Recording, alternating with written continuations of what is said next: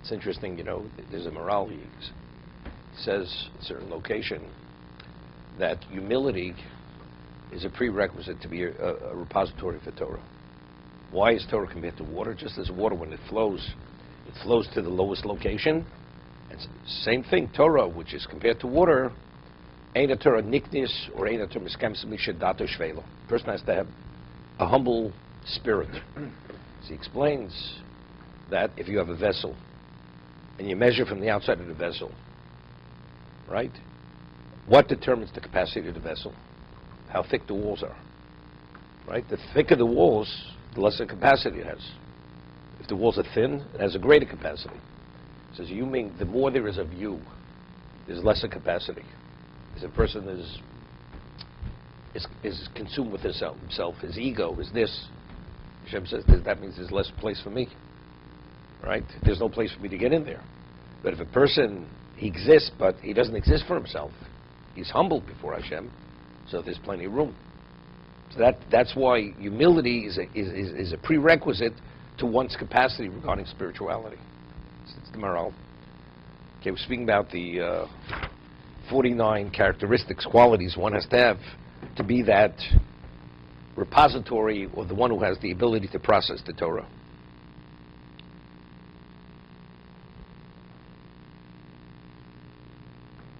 Machril kapschus. Person who gives his friend the benefit of doubt. Machril kapschus. Right?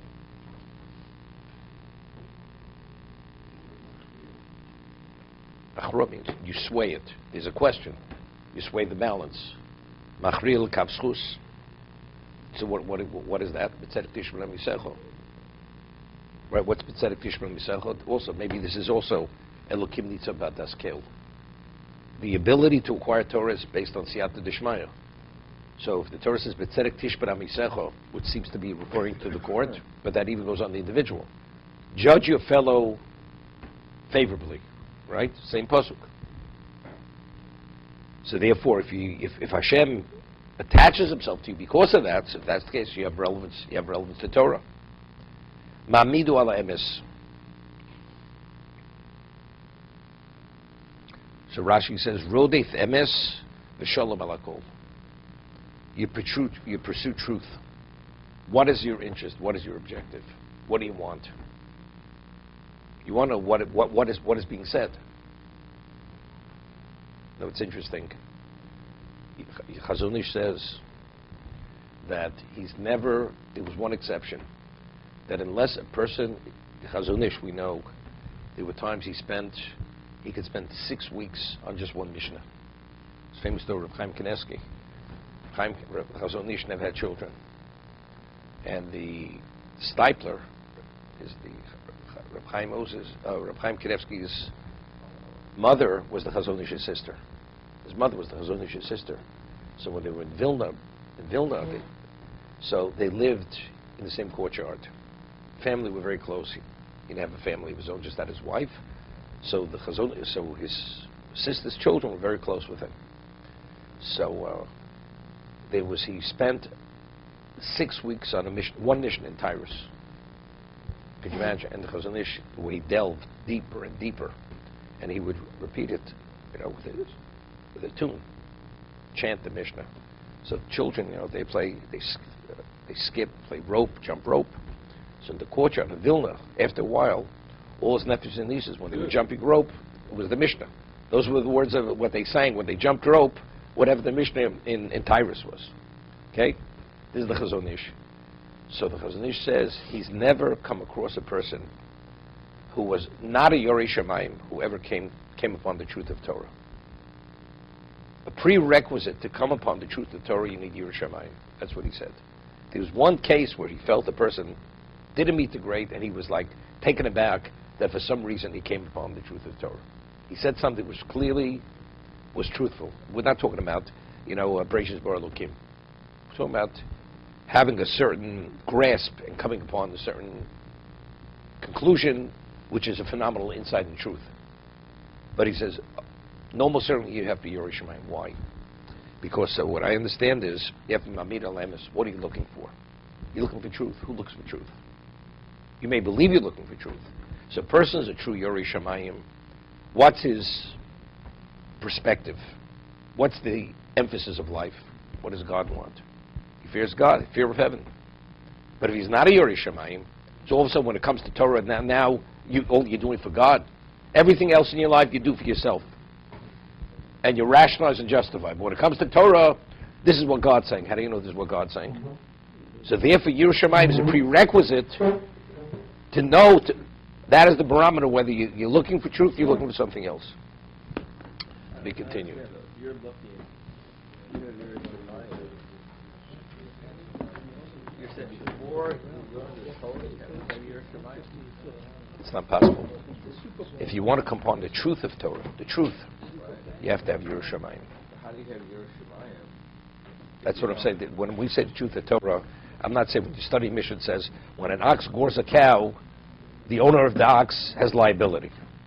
That's not truth. That's fact. You understand? That's understanding fact. You don't have to be a great Torah to understand what the Mishnah says. I still understand that. You have to. I'm just confused.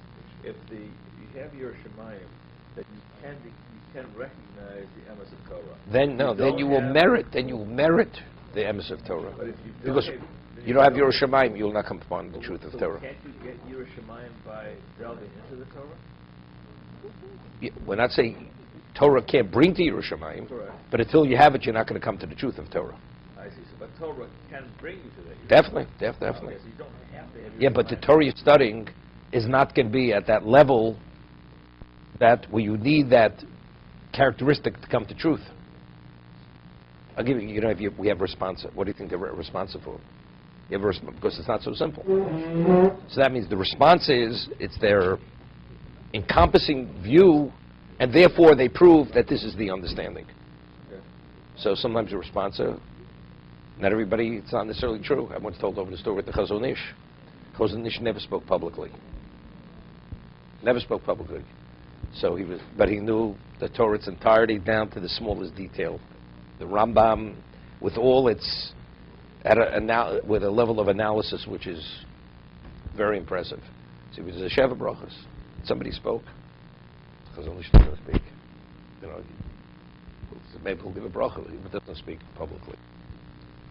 And this Rosh Hashiva gets up, and he's dazzling the crowd with his genius and with his, his knowledge and his proficiency in Shas and this and that, and everybody is smiling and is excited, and he's looking around the room and he's really taking it all in. And he sees the Chazon Ish sitting there, just no action. So then the Chazon Ish he wants to get some approval from the Chazon Ish. So the Chazon Ish says, what about the two words in a certain Mishnah somewhere? That's what he said. What about those two words? That was the end of his ingenious delivery. Refuted everything. You understand? So everybody thought this is Moshe off the mountain.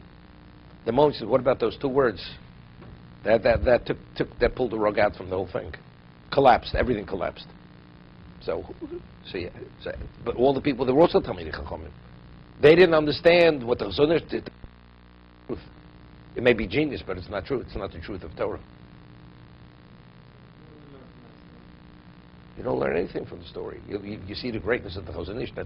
No, but I'm just showing you that something may be phenomenally insightful and impressive, and you make quote sources. But what is coming upon the truth of Torah? Is it truly? Is this what God's saying? You don't know. You don't know. That's the reason why every God will be Yisrael. It's not only because he has Shas on his fingertips. It's because whoever you have, if he was not a true tzaddik, he's not considered a Torah sage. He may be a Torah scholar, maybe a Talmud Chacham, but a Torah sage, a Gadol B'Yisrael, whoever you want to speak about, every Gadol B'Yisrael was a tzaddik besides the Talmud Chacham. Whether it was presently, recently, past generations. Any of them. Rav Moshe Feinstein, Zecher Tzaddik L'Vrocha. Right? He was a tzaddik. Humbled, everything. Rav Aaron Kotler, all these people. They didn't live for themselves. It wasn't an aspect of themselves. You would think they go hand in hand. They do go hand in hand. They are. No, no. It says, Reishis Chochmah Yiras Hashem. No, It's a pasuk. He's saying someone who's a Talmud Chacham, not necessarily is a tzaddik. You got to work. That's right. You could be a Talmud Chacham without a tzaddik, of course. I'm saying that so. Right. You would think that someone who is a Talmud Chacham and knows everything, knows how to all the lessons would be. No, but it's a different level. It's a different level. It's two different levels.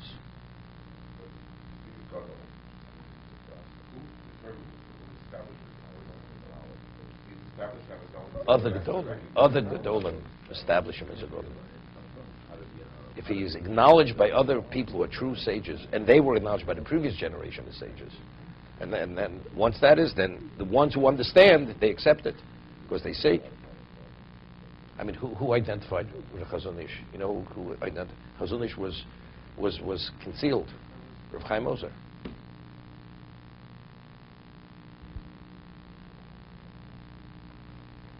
My Rosh Zepharim V'Brocha, when he was a young man, he was in Vilna. This is after World War I. And he goes into the shul. He was sitting and studying in the shul. Chazon Ish was not known. And the Chazon Ish, or Shiva, used to learn very quickly. He could learn 50, 60 blot a day. You know, at 13 he finished Shas already. And, yeah. So, Chazon Ish was much older than he was. He was 30, 40 years older than him. But Chazon Ish had a cousin who was in Slobodka, who the Alt of Slobodka sent him off. Nobody was ever sent away from Slobodka. The Alt of Slobodka held that you never send a student away because you never know where he's going to end up. So there's a whole story. He was away. His son-in-law, who was the Mashgiach, sent this person off because he felt he was a bad influence in the yeshiva. This person was a cousin of the Chazon Ish. So the Chazon Ish, nobody knew who he was. But my Yeshiva knew that he was a cousin of this person. So he didn't know what ilk he's from. So he comes up to my Yeshiva, he sees him learning very quickly. He says, you know, and he spoke to him about learning too quickly. Because by learning so quickly, he was a young man, he was a teenager. He says, you know, you're skimming over and you're missing many things. You have to learn more slowly. He took his advice or his rebuke with a grain of salt. He's telling me, you know, he's so-and-so's cousin. Only later did he realize who was telling him what he has to do. So I asked him, so what did he tell you? He didn't want to tell me what he told him. He just told him to slow down. You know, it's like a cop stops you on the road, you know. 35 miles, you don't go 90 miles an hour. It's the wrong zone. Okay, that's what it was. Okay.